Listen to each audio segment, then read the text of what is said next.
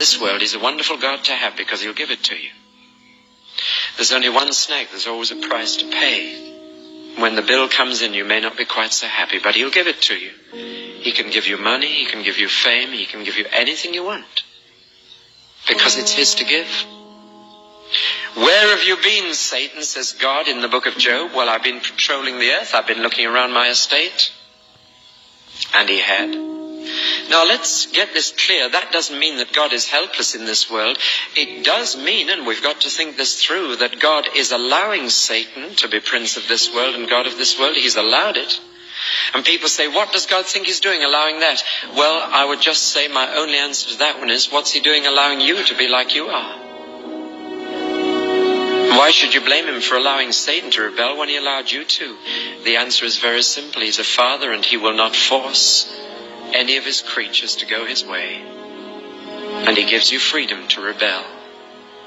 And we can't grumble about him giving the angels freedom, though they have superior intelligence and strength, because he gave us the same freedom and we've used it in the wrong way. The true Christian takes the devil very seriously indeed.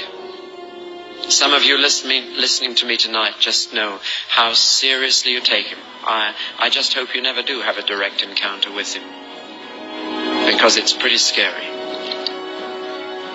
And you can only come through it because you know that he's already a defeated foe. Do you know there are 2 books in the Bible that the devil hates more than any other 2 books in the Bible? Out of all 66, there are 2 that say more about him than any others, and it's these that he has attacked more than any others. They are the one at the beginning and the one at the end, Genesis and Revelation. And you know why he hates them? Because Genesis describes his devices and Revelation describes his doom. And he hates those 2 books.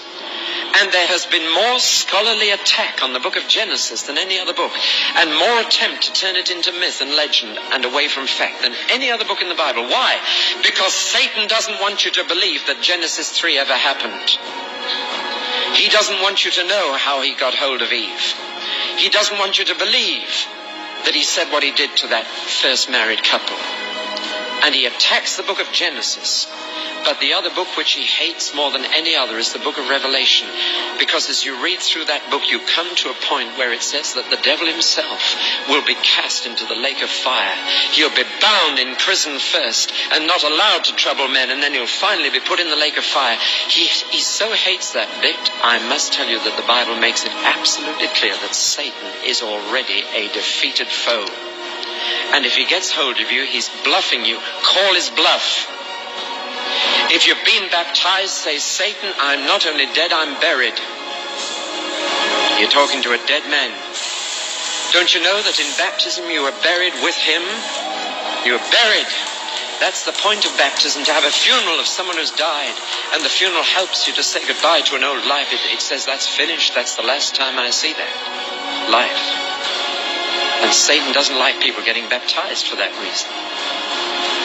He doesn't like us having a public funeral of someone who's died. Because you see, when you reckon yourselves dead and call his bluff and say, I'm dead and buried, and Satan, you saw my funeral, whether it was a Millmead or commercial